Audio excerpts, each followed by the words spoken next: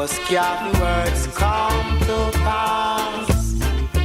Marcus Garvey words come to pass. Can't get no food to eat. Can't get no money to spend. Oh, can't get no food to eat. Can't get no money to spend.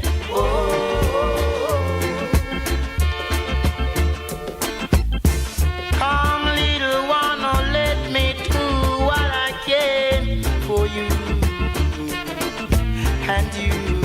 And you, hello. Come, little one, come. Oh, let me do what I can for you and you alone. Oh,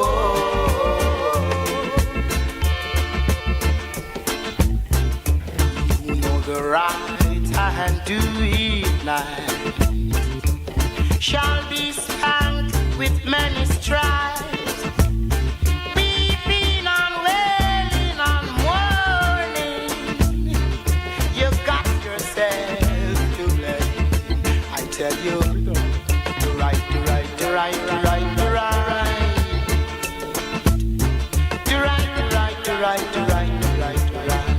I beg you, oh, tell you to do right.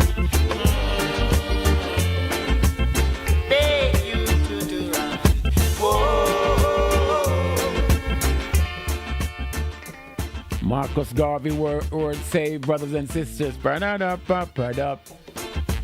One God, one aim, one destiny.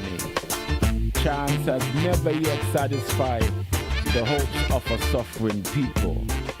Believe in yourself, bring leadership from your ranks. Brothers and sisters, no one will do for you what you can do for yourself. Let's stand up and be free. Especially, brothers and sisters, you must be free to speak. You can't be free to be dumb. After Brother Raymond's introduction, we're going to play a little video.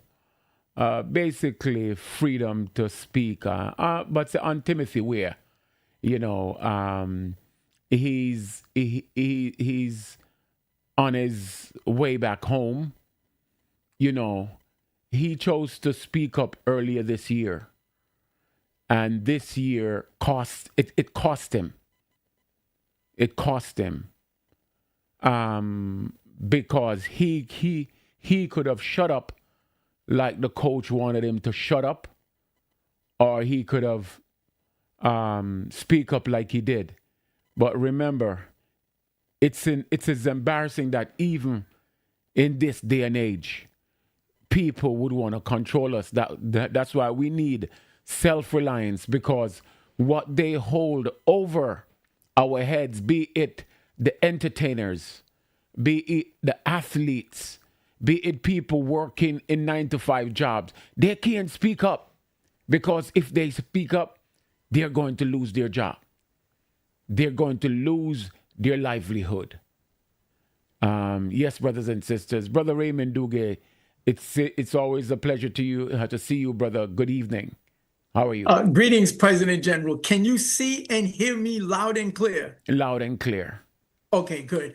Because I don't know why, until you just said welcome, I wasn't able to see myself. Yeah. I could hear you, but I couldn't see. So until I can see my image, I don't know if you can see me. But anyway, welcome to the UNIA ROC Media. That's the media arm of the UNIA. That's the Universal Negro Improvement Association, ACL, African Communities League. That's the government of Black people for Black people. You know, it's the nation building. It's what solves all our problems. Anyway, that was the organization that the most honorable Marcus Mosiah Garvey established for us. By the way, in this month, Monday, on a Monday, July 20th, 1914, and this year it's also on a Monday, of this year that Mr. Garvey established the UNIA. So the month of July is important for us in the UNIA. That's the month that Mr. Garvey establishes the UNIA, and it's the month of the birth of the great one, Jean-Jacques Dessalines. So July is important. But anyway, this is the media arm of this UNIA. And your host is the current president general and administrator. That means this is the person in charge, the person responsible to lead our government, to lead our people. And this is the 10th successor to Mr. Garvey. We're talking about the Honorable Michael R. Duncan. And then your co-host, well, that's the first assistant president general of the UNIA, Raymond Duguay, and I'm at your service. All I've ever wanted to do my adult life is to serve this beautiful Black and noble race. Hence, that's why we're UNIA.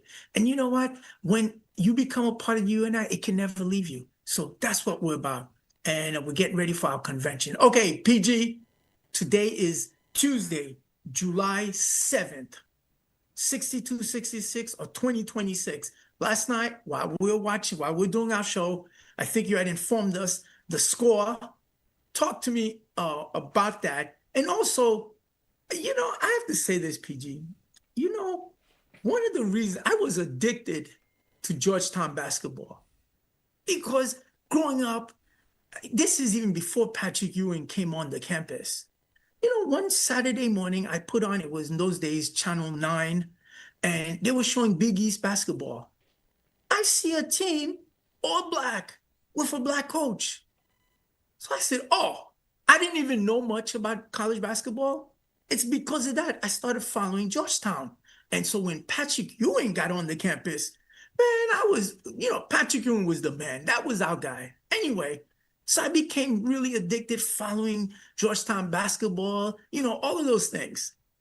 And then there was a team, I'm not going to mention the team, from North Carolina, a team everybody likes to hate, including me.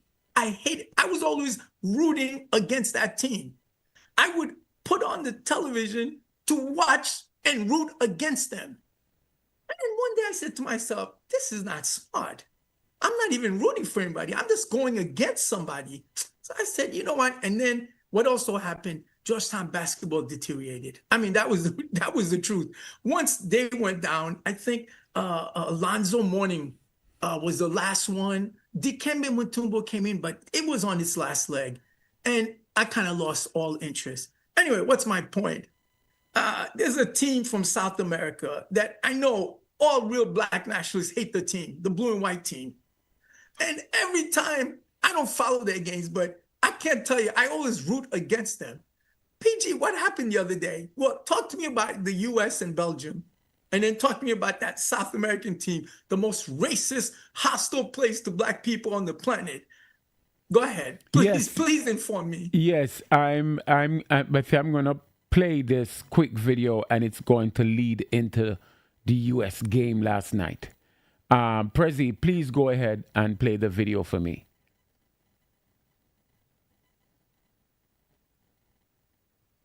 Interesting stuff then from Poch. All I have to say is, Mauricio, it was going so well because, guys, Poch is the coach of the USA team. I'm going to get your opinion soon, but this I feel like is plunging us back into the dark ages where he's kind of saying to Tim Weah, stay in your lane, shut up and play. And I think we have grown a lot from that, where we have seen athletes able to speak about worldly things. So to hear this, for me, it's a bit disappointing coming from Mauricio Pochettino. But Shaka, what did you make of it? Disappointing is about as nicely as I can phrase it. Yeah. I'll be honest with you. Athletes have been using their platform for quite some time. The challenge to athletes using their platform has been debunked continuously, given what's happening off the field politically. It couldn't be more tone deaf. Everything about this struck just to put or describe it as an incorrect chord is not doing how ridiculous it is justice. This is hearkening back to 60 or 70 years ago. Yeah. This is beyond belief that in 2026 we have somebody like Mauricio Pochettino given the position he holds in this country, with its history of activism, of athlete activism, in this moment, making this statement? So I'll finish as I started, just to say it's disappointing, is as understated as I possibly can be. Hark? It's very well stated by Shaq. It's the U.S. men's national team, the country, what it's supposed to represent, land of the free, home of the brave. Except right now he's saying you don't get the free speech. And he's equating to a political statement, which it is not. No. No. Timothy Weah expressed what many Americans, what many global citizens today have been expressing, that this World Cup has turned corporate, that the average person, that the fan, it was the game of the people, is no longer the game of the people. It's the game of the rich. Thousands of dollars for single game day tickets to the World Cup. And here is one of the players on your team, few players with World Cup experience that have scored a goal in the World Cup, voicing their opinion how they'd like their people, their fans, in general, people of all races, colors, to enjoy the game. And you're saying, shut up and dribble. Yes, brothers and sisters. That's exactly what the coach said to Timothy Weah: shut up and dribble. Another article in the paper I was reading, it said Pochettino limited Timothy Weah minutes during the 2026 World Cup due to a combination of disciplinary issues and tactical differences. The rift began in January when Weah publicly criticized FIFA high World Cup tickets, prompting Pochettino to state that players must focus on playing and leave outside matters alone. When we have our athletes, our entertainers, and they don't feel comfortable to talk, and if they talk, they're going to lose their starting job on the national team. If they talk, who knows where it might lead. If they talk, their livelihood may be taken away. As these people just saying that, this is taking us back 60 years. And it's amazing that my nephew is caught up in this thing here. If everybody look at it, Timothy Weah is in the top three, one of the top three best player on the USA team. If you look at it, just based on advertisement, what he has gotten, nobody put a sub on front page. Nobody put a sub to be the upfront person of their products. But it's amazingly, he was just ripped apart for that, something he has been working on for the last 5 years. That's why, my folks, we have to build, and we have to build self-reliance. Brother Dugue, before I go further, what do you think about the little clip you just heard and the whole thing surrounding Timothy's situation? When was that? When was this discussion done? Before I give my analysis. Everything happened in January of this year. Oh, this is from January. Yeah, January of this year. But also, it got even upgraded because when Timothy came, the mayor asked Timothy, asked me if I could bring Timothy to an event, a press conference, where he was giving away 1,000 tickets. And with going to that event, they said that event for tickets, they thought that since the coach had spoken, Timothy shouldn't have gone to that event. And it's just been getting bad and out of favor since then. But it's an embarrassment. Go ahead, brother. Okay, PG, these are my thoughts. I find it hard to believe it's just that coach. No, the whole system. No, PG, I know you think it's the coach. No, it's much more. It's deeper than that. But here's the other issue. What political statement did Timothy Ware make? Did he talk about the injustices of black people like Colin Kaepernick? All he talked about was something reasonable, like even the white guy said it. What global citizens? I mean, everybody. It's just an obvious, overt fact. This is outrageously expensive. Who can afford it? That wasn't. I mean, so if they're willing to do that, it's unlimited to what they will do. That's number one. But number two is I refuse to accept it's just this coach. It's the United States Soccer Federation. Absolutely. Because you have to understand, what this Trump and all these guys represent. I mean, does anybody realize his cabinet, it's got more than 13 billionaires? I didn't even know there were 13 billionaires in this country. Just imagine. I mean, this is about money. And think about it. Trump has made $2 billion, B as in Benin dollars, since he became president with cryptocurrency. I mean, that smacks of corruption to me. But no, you know what? And we applaud young Timothy. We know his mom had a lot to do with it, his dad, his uncle, no doubt. But this is egregious and outrageous. This is not a world-shattering statement. Just to show you how evil this is. So, and we support Timothy all the way. So I'm going to leave it there, PG.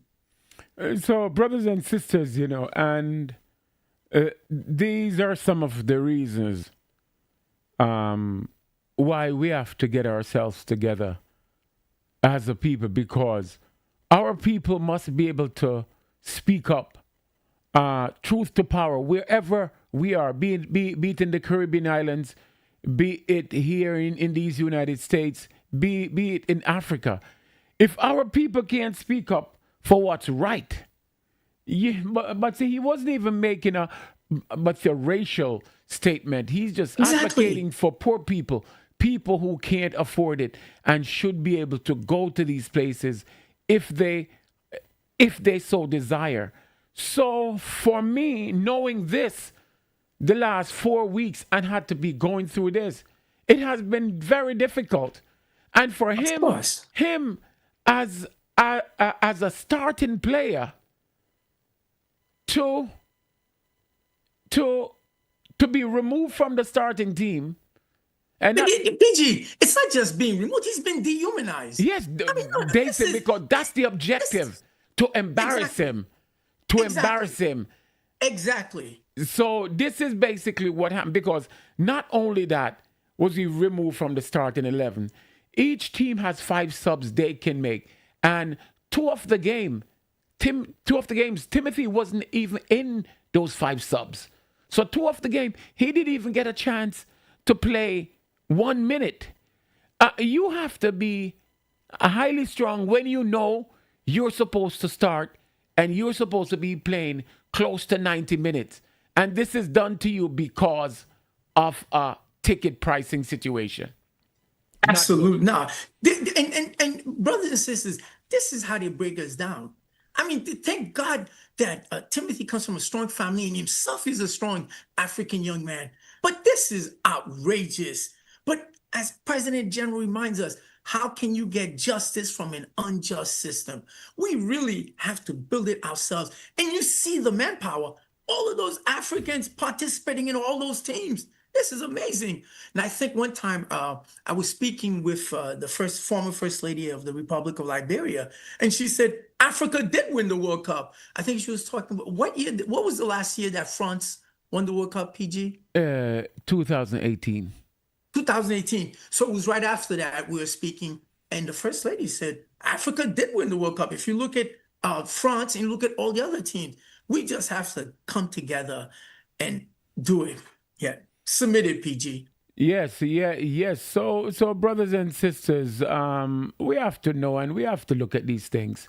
And these are the things that they use over to control our people, be it in basketball, any one of the sports situation. You saw what happened to Kevin Kaepernick. But it's amazing we're always talking about this, but didn't know that it would come home this close.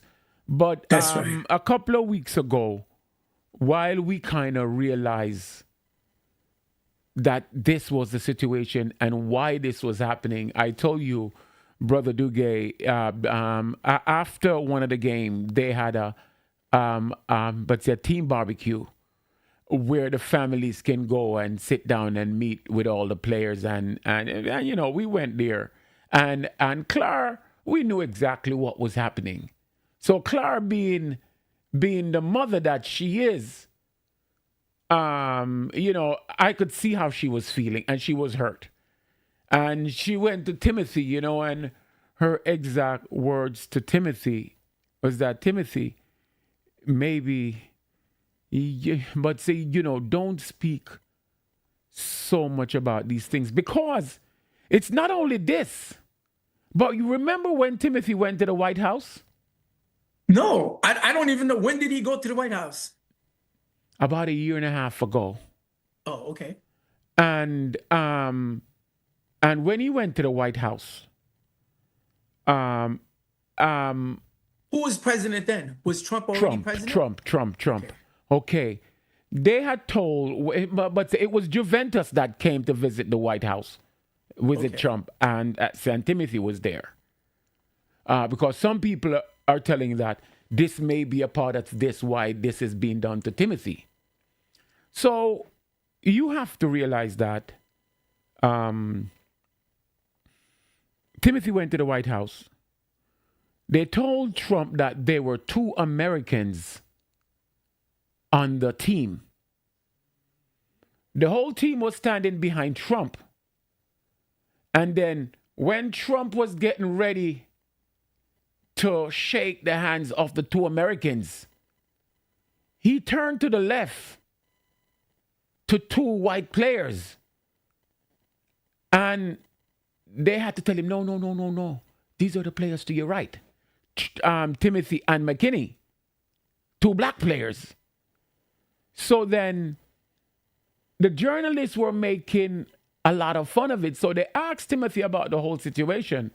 So Timothy said, you know, the situation was very uncomfortable for me because Mr. Trump was talking about Iran and politics, and I didn't really want to get into that. I'm just here to play football. Some of the journalists then were making light of it and saying that Timothy showed up the president because of what he said. But so I didn't really like that the media was really running that and making it seem like that. So it's just a whole series of things. So some people are thinking that that may be in it because the coach of the team, how his salary is paid, he gets $6 million. $4 million come from the U.S. Soccer Federation, and $2 million comes from a billionaire that is a Trump supporter. So that same billionaire has a problem with Mamdani because the billionaire owns a whole lot of properties in New York City, and that person and Mamdani, it's like they're fighting. So it's like the minute Timothy went to the press conference with Mamdani, I told you that they reached out to us, U.S. Soccer Federation, saying that, what is this? What is Timothy doing? Please ask him not to do this. So we know that's a problem. Here is another problem again. And these people are drawing Timothy in their politics. And I don't like it. Because he visited Mamdani, there was a whole other thing. Oh, he's hanging out with the socialists. And he shouldn't have gone to Mamdani press conference because the coach already told him. So if the coach told him, why is he going to Mamdani press conference to speak about tickets, the discounted tickets? Then hear what happened right before the World Cup again. Hillary Clinton decided to congratulate or give well wishes to the USA team. Instead of a picture of the entire USA team wearing the red, white, and blue jersey, guess who they put a picture of? Timothy Ware. Timothy. Only a picture of Timothy. Hillary Clinton used. And Timothy on that day, guess what color uniform he was wearing? Blue, full blue. To signify, I know the political statement that she's trying to make, but Timothy's not into that. So, in that article they wrote about it, oh, Timothy had a good event with Mamdani, and Hillary Clinton is praising him. It seemed like the left has a favorite player. And I'm saying, I'm hoping they're not using their politics to get this young man into their nonsense, because he's not. So all those things played a role, believe it or not. So where Timothy is now, all he wants to do is to play football. He saw an injustice where the ticket situation is concerned, and he made a statement about it, and he was punished for it. This was supposed to be his breaking out World Cup, and the gentleman totally embarrassed him. Good thing that he has us as his family to keep him going. So that's the situation where that is concerned, Brother Duguay. PG, a couple of things. You know, I'm so programmed. When you started describing the flag of USA, you said red. In my mind, black and green. I swear to you, you were saying red, white. I said, why is he saying white? Then I realized, oh, he's talking about the U.S. flag. But I'm so programmed. I heard red. Next to me has got to be black and green. Okay, that's number one. Number two, brothers and sisters, you know, this is what Garvey is talking about, the internationalism. Look at this. This is a young man born right here in these communities, having gone to school in these communities. Just a simple, well, not simple, he's actually very well skilled, but okay, he's got a very famous father. Okay, I get that. He's very famous uncle. Okay, all of that. But this is just an individual who has decided to pursue football. And look at the geopolitics involved. Juventus, you know, going to the White House. Oh, PJ, I got another joke for you. This is completely unrelated. You know, I have a picture, I think you sent it to me, of President Ware shaking Trump's hand. You sent it to me. Remember when we were doing his birthday parties or whatever? So I was thinking, gee, you know, maybe Timothy should have told Trump, look, my dad's already shaking your hand, man. I don't have time for you. I got bigger things. So that's what I was thinking of. But getting back to it, about the this is amazing how a football player can be involved with so much tantalizing political and geopolitical ramifications. Oh, there's no doubt about it that Hillary Clinton and the Democratic Party were pushing blue. Oh, these are political operatives. They never ever seize an opportunity to take advantage of what they're promoting. And brothers and sisters, you know what? Some of you may say, you know, Duguay is a little bit extreme. All the time he's calling, you know, the white man is the devil, you know, race first. But this is what they do. Every opportunity. Oh, there's no doubt in my mind. Hillary Clinton was using that blue for that singular purpose. Oh, I get it. Pushing and you know, it's not that Hillary Clinton represents the left wing. They just represent moderate mainstream Democrats. And then the other issue is what Mamdani and the Democratic Socialists of America are doing, man. They're beating the daylights out of the U.S. political framework, but especially the Democratic Party. So this is amazing. That's another issue. But I sincerely believe it's not just this coach. The United States Soccer Federation has it in for Timothy Ware. And not only for the statement he's made, but PG, you know, this ex-coach, this coach, he played football, yes? As a matter of fact, George told me he played against him a few times. Can you imagine having played against the George Manuel Weah, and now you get a chance to dehumanize and humiliate his son? Of course you're going to do it. And when he played against George, he wasn't any class with George. Oh, come on. PG, nobody. I mean, very few. So that's, yeah. But, you know, and it's really sad.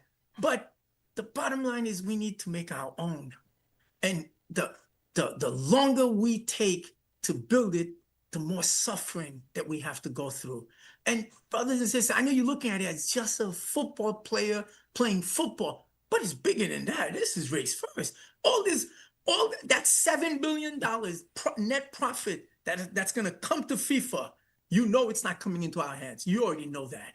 And the point is, but $7 billion profit, I mean, 12 billion total, but net profit take home is more than $7.2 billion, brothers and sisters. And, you know, yeah, there were European teams, sure, but we're always the show. Always, always. So, PG, let me ask you a question. The USA team came out really flat yesterday. I didn't see the game. You know I didn't. This is what all the analysis I'm reading. It's like they had, you know what Mr. Garvey says? Without confidence, you're twice defeated in the race of life. With confidence, you have won even before you have started. From everything I've read, that was the case. My point is this: is that because there is a conflict on the team over Timothy Weah? Give me your thoughts. No, and the U.S. didn't come out flat. Oh, they didn't come out flat.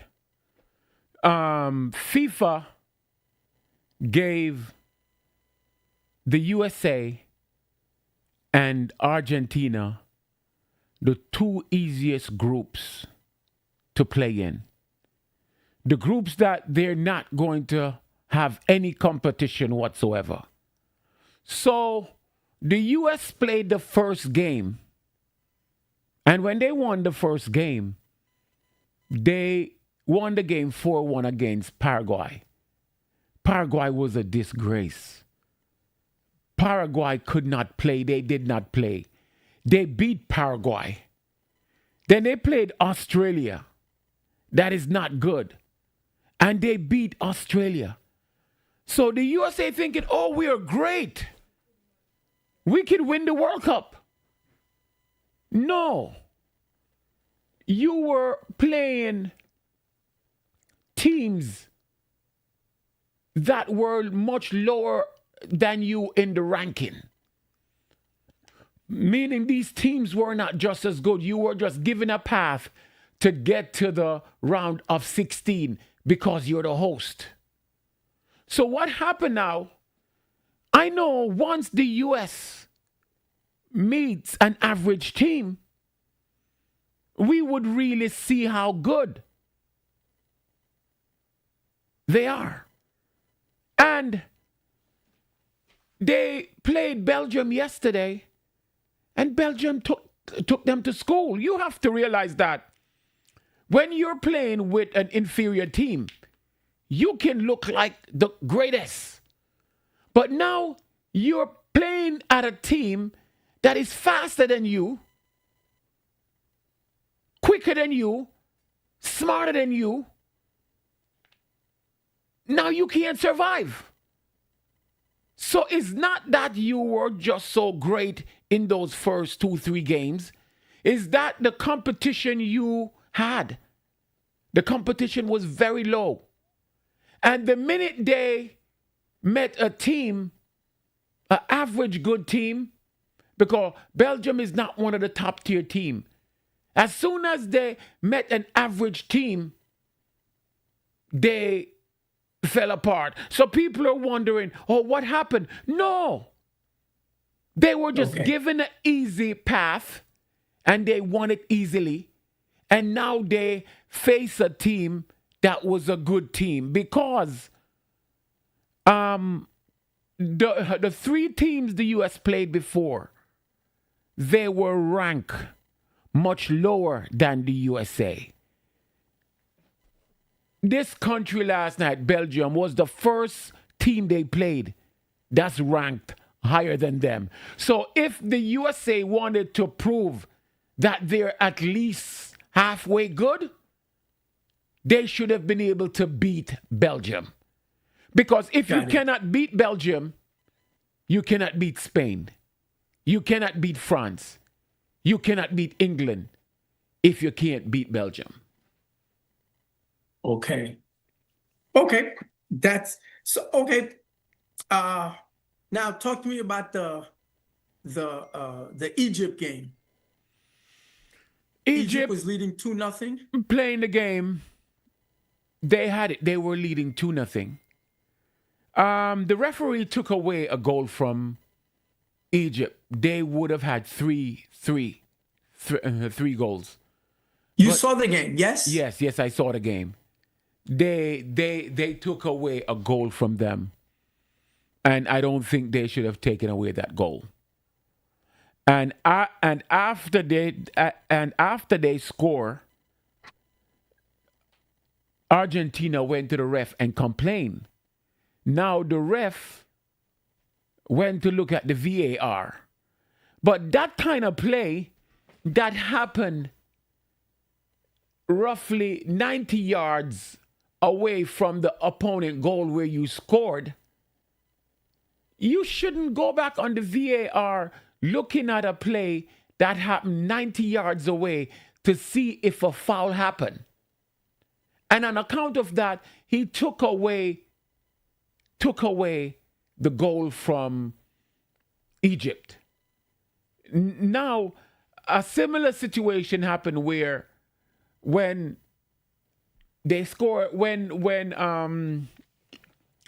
Argentina scored their third goal, Egyptian player thought he was fouled, and he was fouled. And he went to the referee for the referee to take a look at it, just like he looked at their situation. And the referee said no. So it's just the injustices. But again, Egypt, if you're leading 2-0 in the 80th minute, you have to be able to hold on to it. And unfortunately, they weren't able to hold on to the lead. Brazil was able to score and go 2-1, then score and go 2-2, then went ahead on a header and make it 3-2. Okay. Quick question. Do you continue watching these events? Yes, of course. The game is something I like to watch. Soccer game is something I like to watch. See how it is structured, and to learn from it. It's to learn about our people, because when I see our teams, I need to see our teams looking at these situations and learning from it, and making that difference, and realizing that this is not just a game. And as I look at these things, most of the time, what I'm seeing are the injustices, because then again, they have it programmed as who they would like to win. Okay. I haven't asked you this, but what does the former First Lady what does she have to say? What have you spoken to her? And if you are able to tell us what has transpired? No, she's a big fan of the game. No, I'm talking about with Timothy. No, of course. She feels she's not too public about it, because she doesn't want to bring any undue harassment on Timothy. But she knows exactly what's going on. She knew from the beginning. And she was just hoping that people would have more dignity. But unfortunately, that's not the situation. Some people just don't have any dignity. Okay. Unrelated. Cham, how is he doing? What are his feelings concerning what had transpired with his younger brother? Oh, well, he's here. because he has been here since the World Cup and he has been going to the games. He's really into the game. So last night, he was expressing his dismay of the coach not playing Timothy for 1 minute. But I didn't expect him to play Timothy for 1 minute. I didn't expect it. So he was hoping that if the coach was down, there's a way that Timothy could help. I heard some people criticizing the coach because they're saying that to have a player like Timothy Weah on the bench, wherein Timothy could match the speed of Belgium players, that would have been an advantage for you, the coach, to have Timothy out there, because at least he could match the speed and intensity of the Belgium players, because Timothy plays in that high impact environment. So he's used to that. And he's fast and he's quick and he can get the ball across. They didn't even have anybody to cross the ball. Timothy is their best crosser. But what happened? The coach actually thought because they gave him an easy zone, he could win without Timothy. He actually thought that he could have beaten Belgium without Timothy. I don't know why he thought that when 3 months ago Belgium beat them 5-2. So I don't know what gave him that indication, but he claimed that was a friendly game. Now it's the World Cup. And as I said, they won 2 games and thought that they were the World Cup champions already. And they were just waiting to be crowned. Okay. So, PG, I forgot to ask you. The president, what does the former president of Liberia say to all of this? But at one point, he wanted to speak out, and even some people had called him to do interviews with him about it. And Clark told him, if you're going to do the interview, just be objective. Just if they ask you about it, just tell them that he support his son and he support the team his son is on. And unfortunately, it is the coach's decision. But he is disappointed in the whole thing as well, because he knows. You see, if you know your child deserves to be on the bench, then if he's on the bench, he's on the bench. You're not expecting anything. But when you know that he's a starter, and when you know the reason why he's not starting, it's also another situation. Okay. PG, we haven't gone into detail about the red card for Balogun. Yeah, I just thought that was an embarrassment. And I'm sorry that Balogun went and played, because now they're using it to belittle him. They have these videos that's made up by AI. One of them show Trump punching him and insulting him and saying, you let me pay Infantino all that money and you went out there and did nothing. So they have all those kind of videos. And it's just to belittle and degrade the young man now. Oh, I haven't seen any of them. Okay. Yeah. Wow. Okay. So what next? Well, I'm the U.S. coach, but I don't know what's going to happen to him. For him, it's a failure because he was hired to have them at least win the round of 16 game. The last night game was the round of 16 game. And the U.S. has never has never gone past the round of 16. So the last coach they had, they were paying him roughly about $2 million. This coach was paid $6 million to get them past the round of 16.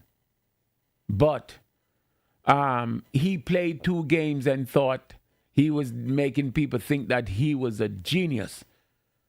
But everything fell flat yesterday. So I don't know if they're going to keep him or what. But I just want Timothy to concentrate on his career outside of the national team. Okay. The previous coach, Berhalter, Yeah. what was his relationship with Timothy Weah? Very good. He liked Timothy. At one point under him, prior to the last World Cup, Timothy wasn't starting. And Timothy was just wait. And when the agent asked him about Timothy, he said that there's a lot of competition. But Timothy proved himself and earned the starting job. And from a year or two before the World Cup, under him, Timothy became a starter. And Timothy, he was a starter until that coach left. And that coach also developed a very good relationship with Timothy because when that coach was on the hot seat, Timothy, and they wanted to fire him, or whether he should be rehired or given back the job, Timothy was one of those who defended him. So he always appreciated Timothy for that. I met him at 2 of the games, and he was actually saying he hopes he's going to put in Timothy. He hopes the coach is going to put in Timothy. Oh, you mean you met him? You met Berhalter at the current World Cup now? Yes. Okay. But he was at all the games because his son is on the team. Right. Yeah. Okay. Are we the only ones, meaning Timothy's family, that understands what transpired? What about the other players, the other African players on the U.S. men's national team? Has anybody broached that subject with? One of the players, the first night when he didn't play Timothy at all, one of the players actually went into Timothy's room and slept that night because he knew how Timothy was feeling. And he has been very supportive. He was telling Timothy that now that it's over, they should just go away and go relax. But Timothy wanted to come home. So Timothy is on a flight right now. He should be landing any minute now from Seattle. Because he just wanted to come home. I've been in communication with him. When I realized this the first night, I sent him that video I sent him 4 years ago. And I reminded in the video, it says, with confidence, you have won even before you have started. Wow. Brothers and sisters, this is, I don't want to use the word amazing, but this is almost like incredible to see something as simple and as transparent as football and a football player. Look at all the machinations going on. Look all the political intrigue. Look all the geopolitical standards happening. And then you even get the mayor of New York City an avowed socialist involved in this. And then you get United States Soccer Federation calling, I would even say threatening, the Ware and the Duncan household that Timothy should not be there. Brothers and sisters, if that's not a wake-up call, for those of you that follow sports, that embrace football, it's a wake-up call. No, this is an absolute wake-up call. We need to do it for ourselves. And, you know, the longer we take, the harder it becomes. In fact, the longer we take, not only the harder it becomes, the more impossible it becomes. And it's one of the reasons why you actually have to do it now. Okay, PG, not switching gears, but what's the status of The Rock and the Julie Mangos? But I don't think any came in this week. We're looking to see if they have more, but we usually get 3 or 4 batches, and then usually that's it. So I didn't hear from them to see if we're going to have any more for next week. So we will see. Okay. I'm out of Julie Mangos, so what can you do for me, PG? I'm out of Julie Mangos. I have to ask Keisha if there's any more. I don't know if any more left from the last batch. Okay, there you have it. Okay, for your information, I'm still working on the Garvey's voice. I pulled a leg muscle, PG. I am in so much pain. Wow. You would have thought I'm a soccer player. You know, I can't move, and it's even sitting down is difficult. So, but the Garvey's voice will get completed. That's all I've got to say. Okay. Last question on that. You know, when the former president played football, did he ever encounter, I'm sure he encountered racism. It's not possible not to have encountered. But did he ever encounter something so egregious that he knows he's the starting player and he's not being started? Please respond. No, of course. He encountered that in Paris and in Milan. And that's why George has a very few people made the contribution to Paris Saint-Germain like George Weah did. And he's one of the only player who there's nothing in their museum about him.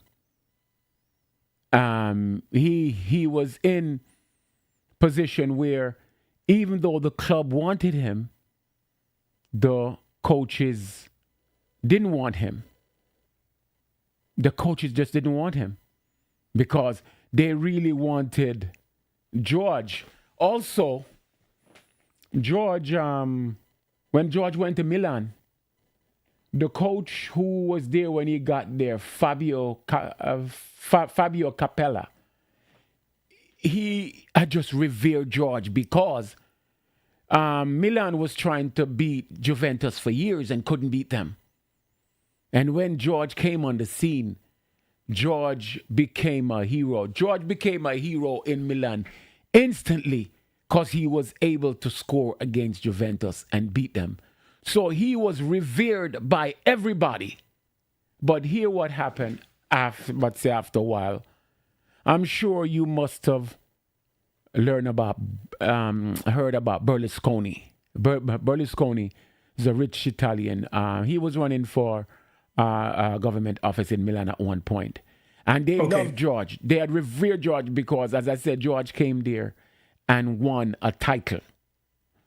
However, there were 3 or 4 young men who at the age of 16, 17, black young men, they had played for they played for a team in Holland by the name of Ajax. It's spelled Ajax. And since they had done so much, AC Milan, but they used the third term, bought them to come and play in Milan. Okay. And those players, they weren't individually great, but they were team great. They played in a team in Ajax, and they played in a system that they were well seasoned in that system. And in that system, it was like a well-oiled machine for them. So they progressed in that system great. Now they came to Milan, And they were expecting individual greatness. And it didn't happen. So, football fans, they will turn against you instantly. And when you're black, they will turn against you instantly. While they were supporting George, because George brought greatness to Milan instantly, they were giving those 4 young men a hard time. So George spoke out. And when he spoke out, he said to them, you know, if you don't want them, then why bring them here? The president of Milan, Berlusconi, didn't like that. And all of a sudden, he wasn't so high on George anymore. And then the coach that brought George there left, and they brought in another coach. Yeah, that coach name was Zaccaroni. He hated George.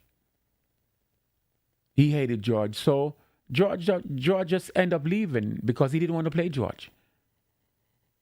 So George himself has experienced this. But it's just raw racism. Okay. Two unrelated things. You mentioned the concept of park the bus. Why didn't Egypt do that yesterday? That's what they should have done. That's what they should have done. Okay. Because soccer is not, or most sports is not just physical. Of course. There comes a time when you have to be smart. Give them a limited amount of chance. That's exactly. We have a call coming in. President, let's take this call. Good evening. Good evening. Greetings, family. How are you? Speak to Mr. Duncan. Yes. We are here. Where are you, brother? I'm in Jamaica, my brother, listening to the program. How are you? Good. Well, so I hope you're eating some mangoes for me, brother. Yeah, Mr. Duncan. This is Miguel Mackenzie here. Of course I know. Yes, brother Miguel. So yeah, I'm calling in about Mr. the Honorable George Weah. Yes. He still played for Liberia no matter what. Exactly. And he's still the greatest up till now. Yes. Nobody can carry his boots. Even players up till now cannot even carry his boots. They can't fill his shoes. And his son is coming in that same direction. He doesn't have to play the World Cup to know how good he is. Exactly. His father did that. So we know the devils will let you help them to rise, yes, and they will take you off. Of course. When they think they are winning, they will put you aside. So we're just going to make our brother Timothy know that no matter what, just keep going, because his father was one of the greatest football players. And he didn't go through no World Cup system. Of course. And everybody has eyes for that and can vow for that he was one of the greatest. So tell him don't worry about nothing. America's side is nothing. Of course. He made them and put them on top, and they want to put him aside. His club football will show how great he is, because he's a great player. And just keep holding his head up, and all will come is success, because he made us proud a lot of times. And we know that true and true, he's going to make us even prouder. Because he's a very intelligent, respectable young man, and he cares just like his father and mother. So he will only get greater and greater. Only success. Sky is the limit for him. Of course. Couldn't have said it better, Miguel. He's on his way home now, so I'm just going to give him some reassurance tonight, you know? Yeah, man. Because I know, but he's a strong young man, because as I was explaining to Brother Raymond, when my sister said to him that not to say anything more, just try not to have these conversations. And he turned to my sister and said, but then, you know, I have to be true to myself. Of course. Not to speak Yeah, up man. when it's Speak your time to mind. speak. It's an injustice to you and your people. Yes. So Miguel, you're right. For all I care, he doesn't even have to play for the national team anymore. No, man. You know, just Of move course. on, continue to play with your club, and that's it. That's your job, and it's just a job to you anyway. You know, just it's a just job, do your you know? job. But it's good to be doing a job that you love, a job you'd be doing for free, but you're getting paid for it. Yeah. So it's a good thing, Of you know. course.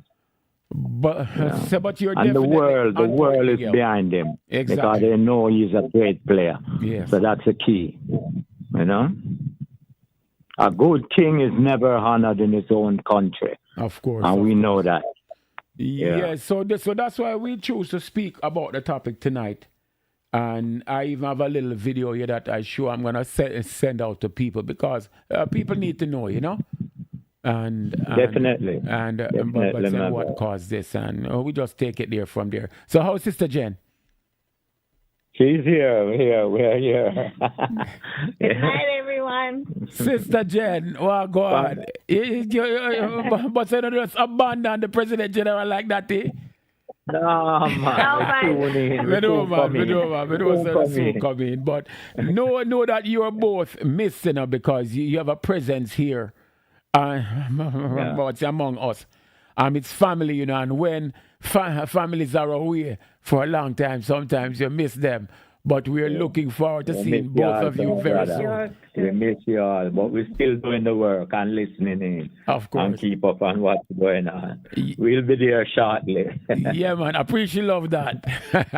Yeah. That's the Raymond and everyone to keep doing. Keep doing. Yes, he's hearing you. He's hearing you. A lot. Yeah. Yeah, I know. Yes, man. Much love, Brother Miguel. PG, yes. say hello to the family. Yes, man. But see, I definitely will. Definitely. And much love and stay strong, all right? Yeah, all right, sir. Take care. We're listening in. Yes, man. Take care, my brother. All right. Yes, Brother Dugue. So, Raymond, we're almost at that time. Any final words? Okay, PG, I missed all of that, so I'll probably have to listen to the show. I'm not able to hear any of this. Okay, did you make your last statement? No, but I just want to say, people, the big bad wolf comes for me today, but he's going to come for you tomorrow. The only protection against that is race first. You for me and me for you, under the banner of unity, one God, one aim, one destiny.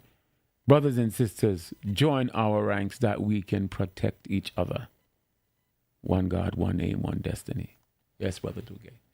There you have it from the Honorable Michael R. Duncan, the host of this media, the current President General and Administrator of the UNIA. And today is Tuesday, the 7th of July, 6266 or 2026. And we thank you for allowing us into your lives as we discuss and we analyze the end of the U.S. men's national team in the 2026 World's FIFA Soccer Football Cup. But more importantly, we discussed Timothy Ware, our hero, the young man who's made us so proud and will continue to make us proud. And we send a message to Timothy: don't let these bad guys get to you. You know what you stand for. Just have to do it. Okay, thank you, PG. Thank you, all of you, beautiful Black and noble Africans. And let me remind you, Sunday is the 12th of July. That's the second Sunday of the month.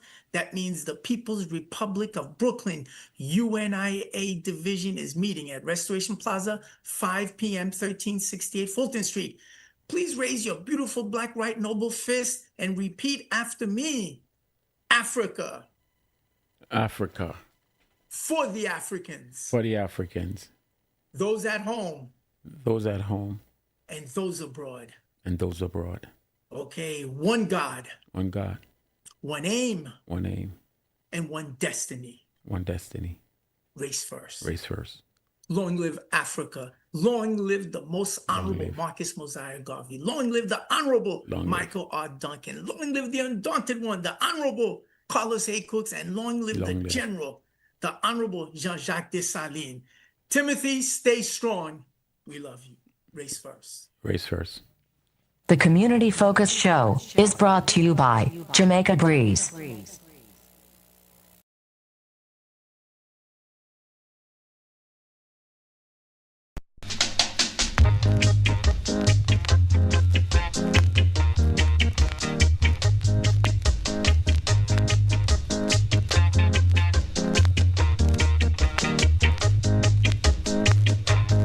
Forefathers worked the fields in burning sun, they sweat and strain.